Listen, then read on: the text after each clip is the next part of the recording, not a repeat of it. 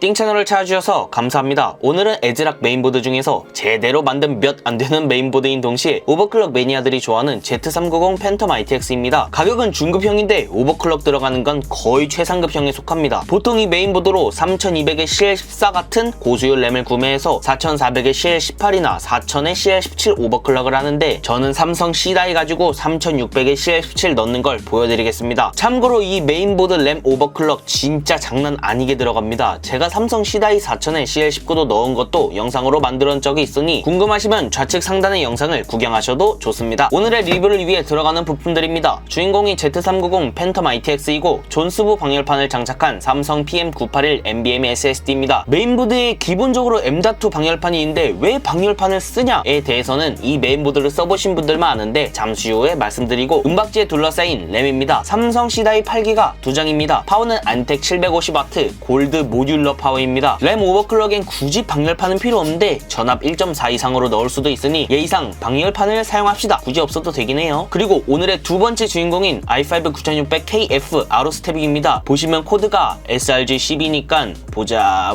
아로스태핑이 맞습니다. CPU를 시켜줄 쿨러는 트리니티 화이트입니다. 9600K 오버클럭을 많이 해봤는데 얘는 워낙 뿔딱이어서 어차피 1.3V에 47에서 48배수만 넣을 거라 굳이 2열 순행이 필요 없더라고요. 테스트를 위해 CPU 박스를 개봉해주고 메인보드에 i5 9600KF를 정성스럽게 넣어줍니다. 그리고 NVMe SSD 장착을 위해 M.2 방열판을 넣어줍시다. 이 방열판은 아까 말씀드렸다시피 사용하지 않을 겁니다. 그 이유는 이 방열판 부분부터 칩셋 온도가 여기까지 전달되어서 방열판이 많이 뜨겁습니다. 방열판을 껴줘도 80도가 넘어가길래 사용해도 되는 수치이긴 하지만 존스부 방열판 끼면 50에서 60도 정도로 낮출 수 있어서 그냥 이걸로 바꿔줍니다. 거꾸로 장착되는 건 팬텀 ITX가 다른 보드랑 구조가 좀 달라요. 그리고 제 최애 서멀 컴파운드인 곰서머를 발라줍니다. 그리고 쿨러를 장착해줍니다. 쿨러 장착이 끝났고 램까지 전부 장착했으니 저는 윈도우 깔고 이것저것 다 할 테지만 여러분들한테는 바로 오버클럭 세팅으로 넘겨드리겠습니다. 우선 바탕화면에서 좌측 하단 윈도우 로고를 우클릭해서 전원 옵션을 클릭해줍니다. 그리고 추가 전원 설정을 들어가 주시고 최고의 성능이나 고성능이나 둘 다 상관없으니 아무거나 선택해주시면 됩니다. 그리고 컴퓨터를 끄고 컴퓨터를 다시 키면서 키보드 델키를 연태해줘서 바이오스에 들어가서 이 화면에서 F6를 눌러주시면 이렇게 검은 화면으로 넘어옵니다. 자, 첫 번째로 해줄 거는 램 오버클럭입니다. CPU랑 동시에 하지는 마세요. 우선 OC 트위커에 D램 컴퓨터 들어가줍니다. 들어오셨으면 D램 프리퀀시를 3600으로 바꿔주십시다. 참고로 이 보드는 국민 오버가 3600인 소름 돋는 보드입니다. 제가 여태 오버할 때마다 삼성 C다이로 다른 보드에서 안 들어가던 3600 클럭이 이 보드에서 전부 성공적으로 들어갔습니다. 괜히 가성비 미니 막시모스라는 별명이 있는 게 아니더라고요. 그리고 스크롤 살짝 내리셔서 밑에 램 타이밍을 조절해 주셔야 하는데 순서대로 17, 20, 42, 15, 600을 입력해 줍시다. 제가 여태 C다이로 3600 오버클럭 100%의 확률을 띄운 수치입니다. 밑에 있는 세부 램 타이밍은 건드리지 마세요. 그리고 방금 전 화면으로 돌아오셔서 볼티지 컴퓨에 들어가셔서 전압을 조절해 줍니다. 전압은 저는 타이트하게 줄여놨는데 그냥 1.4 혹은 1.37을 넣어주세요. 그래야 성공 확률이 더 높아지니까요. 여기만 바꿔주시고 SA 전압이나 IO 전압 그리고 memcom 전압은 안 건드리셔도 됩니다. 저는 그래도 다 성공하더라고요. 그럼 램 오버클럭은 끝이니 저장하고 종료를 해줍시다. 이제 네이버에 TM5라고 검색하셔서 그냥 어딜 가던 다 첨부 파일이 있으니까 다운받으셔서 압축 해제 후에 우클릭으로 관리자 권한으로 실행해주시고 경고창 팝업 뜨는 거 그냥 다 꺼주세요. 그리고 이 상태에서 컴퓨터를 한번 껐다 킵니다. 버그 때문에 그렇게 해주는 겁니다. 그리고 나서 다시 컴퓨터가 켜지셨으면 TM5를 다시 관리자 권한으로 실행을 돌려주시고 5분 통과하면 80% 확률로 성공한 거고 20분 이상 통과하면 90% 확률로 성공이라고 보시면 됩니다. 5분만 돌리는 걸로 어느 정도 오버클럭이 잘 들어갔구나 라는 식별이 가능하니 이제 컴퓨터를 꺼주고 다시 메인보드 바이오스로 들어갑니다. 이제는 CPU 오버클럭을 해줄 건데 여기서 CPU 컴퓨에 들어가 주셔서 여기를 올코어로 바꿔주시고 밑에 배수는 47에 43을 추천드립니다. 이게 9600K와 9600KF의 평균 수율입니다. 자기 CPU가 고수율인지 아시고 싶으면 여기를 50 그리고 여기는 밑숫자에 -5 혹은 4를 해주셔서 한 단계 한 단계씩 내려주시면 됩니다. 근데 웬만하면 9600K가 50배수 들어가는 게 극히 적어서 계속 블루 스크린 뜨는 맛을 경험하실 겁니다. 그리고 밑에 있는 항목들을 전부 저처럼 따라해주시고 스크롤 내려서 여기도 전부 저랑 똑같이 해주시면 됩니다. 다 똑같이 하셨으면 이제 CPU 전원 설정을 해줄 겁니다. 어드밴스드에 가셔서 CPU 컨피를 눌러주시고 여기 항목들도 전부 저랑 똑같이 세팅해주시면 됩니다. 그리고 이제 아까 램 오버 했을 때 만져줬던 전압 설정창 다시 들어가 주셔서 픽스드 모드로 해주시고 여기를 1.26V를 넣어주면 됩니다. 이제 저장 종료해주고 다시 켜줍니다. 그리고 네이버에 링스라고 검색하시면 최상단에 하회 팀님이 올려주신 글이 있는데 가서 링스 레거시를 다운받아줍니다. 링스 0.9.5가 더 빡센데 레거시를 사용하는 이유를 알려드리겠습니다. 바로 9세대는 CPU 발열을 잡기 위해 솔더링 처리를 했는데 효과적인 인듐 솔더링이 아닌 주석 비트모토 솔더링 방식으로 되어 있습니다. 그래서 0.9.5로 링스를 돌리면 어떤 일이 벌어질까요? 온도 보시면 아주 화려하게 100도를 가뿐하게 넘어주십니다. 겨우 1.3V에 4.7을 넣었는데 말이죠. 그래서 부하가 덜 걸리는 링스 레거시를 사용하는 거고 아까 제가 메인보드 세팅에서 전압 1.26만 주라고 했었죠. 바로 링스 레거시는 부하가 적게 걸려서 온도도 높게 안 올라가고 안정화를 보기 쉬워요. 그래서 안정화가 잘 되었으면 그 상태에서 전압을 0.02에서 0.04V 정도 더 주는 겁니다. 그런 링스 레거시를 제가 다운받는 법을 알려드렸으니 어떻게 사용하냐면 압축을 해제하시고 아까 TM5처럼 똑같이 우클릭하여서 관리자 권한으로 실행해줍니다. 그리고 메모리 크기 최대로 잡아놓고 실행 10회로 잡으시고 시작 누르시면 됩니다. 실컷 맛있는 밥 드시고 오시거나 아니면 잠깐 꿀잠 주무셔도 됩니다. 링스가 10회 다 돌아갔으면 이렇게 1부터 10까지 성능이 5 이내의 차이이며 잔차가 전부 코드가 똑같으면 안정화가 제대로 성공된 겁니다. 성공적으로 잘 마치셨다면 메인보드 바이오스로 돌아가셔서 제가 아까 말씀드린 것처럼 전압을 0.02에서 0.04 정도 더 넣어주시면 됩니다. 근데 저는 넉넉한 걸 좋아합니다. 그래야 평소에 사용하다 문제가 없어서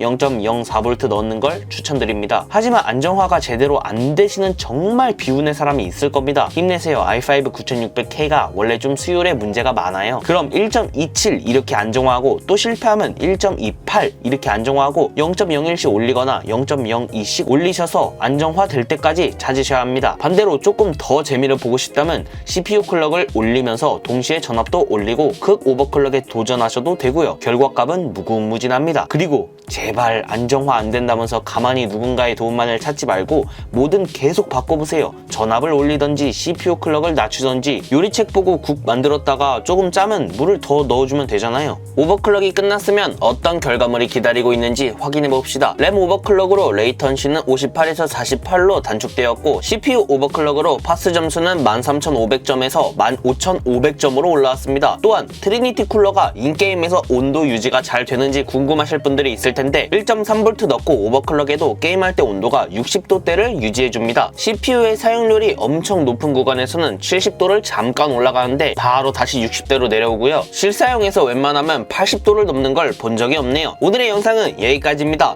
오늘은 그냥 삼성 C다이로만 다른 보드보다 월등하게 오버클럭이 잘 들어간다라는 걸 보여드렸는데 곧 DDR4 5000 이상의 램이 출시할 테니 그거 가져와서 또 이 보드에서 보여드리겠습니다. 사실은 지금 3200에 CL14 구매할 돈이 없네요. 무튼 3600에 CL17만 넣어도 4000에 CL18 넣는 거랑 비슷한 레이턴시가 나오니 삼성 C다이랑 이 메인보드랑 조합하신다면 꽤 재미를 볼 수 있다고 생각합니다. 끝까지 봐주셔서 정말 감사드리며 영상이 도움되셨다면 좋아요를, 컴퓨터에 열광하시는 분이라면 구독을 부탁드립니다. 띵이었습니다.